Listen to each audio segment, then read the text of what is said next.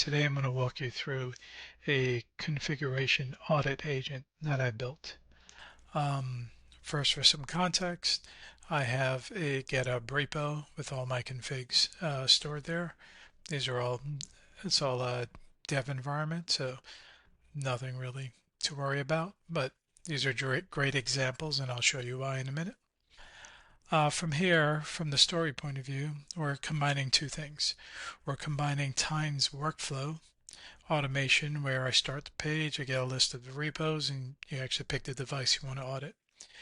Then we come down here, and then based if it's a firewall or any other device, it would actually come here for firewall, and this is the agent prompt that would actually go through the entire firewall audit. Now this story will be published in our library soon, so you'll get access to it there, but just wanted to show you guys real quick how it works. Then this will be the prompt for anything non-firewall related.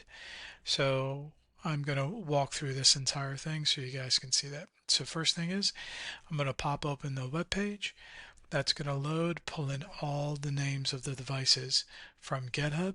And once that's completed, give me a nice little summary of what it will be doing. And here's a drop down, and here are the devices I'm going to pick. So I'm just going to pick switch 16. Is it a firewall? No, it's not. And then I'm going to submit it.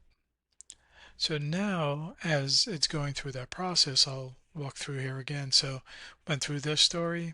It got the config URL. It clicked this trigger because it's not a firewall.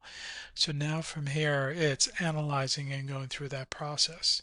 It's using this get file from GitHub tool, and I'll pop this open so you guys can see that. All it's doing is just getting that URL from GitHub, and the agent pulled it in, and now the agent is talking to that config file and will give us the results here in a minute. Now, as we're waiting for this to analyze, everything, as you know, with LLMs take a while, especially when you're processing a large router config text file and you're looking through for a lot of data. That's why, this process takes a while. Now, I'm showing you going from a page to a page, but this can also go from a timed event or a webhook event to this playbook to output it to a case. So all the information that's returning to the page can actually get sent to Times Case Management or any other case management tool that you're using out there. So as you can see, results for switch 16, and it breaks it down the three plain security audit it's doing.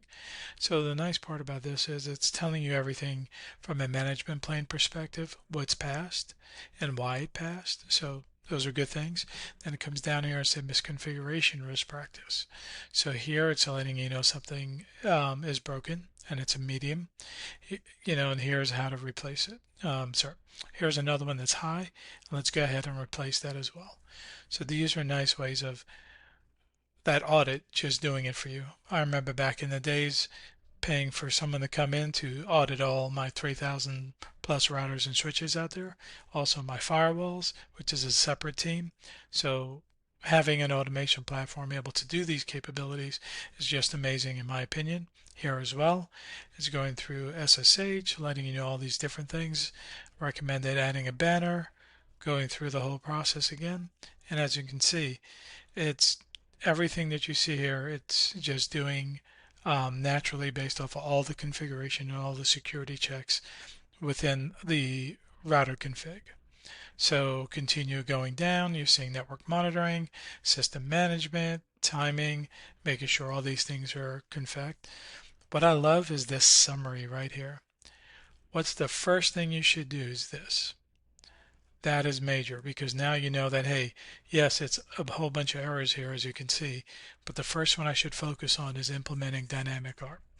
Then the next set, then the next set.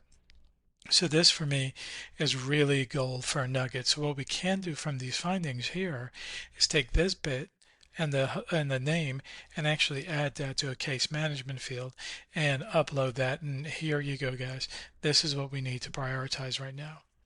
So just wanted to touch quickly how Tines can help you with workflow automation using our workflow automation here and AI agents to help solve a massive problem that we have in our infrastructure especially when it comes to router, firewall, config management, or security posture.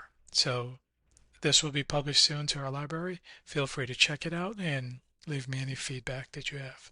Thank you for your time.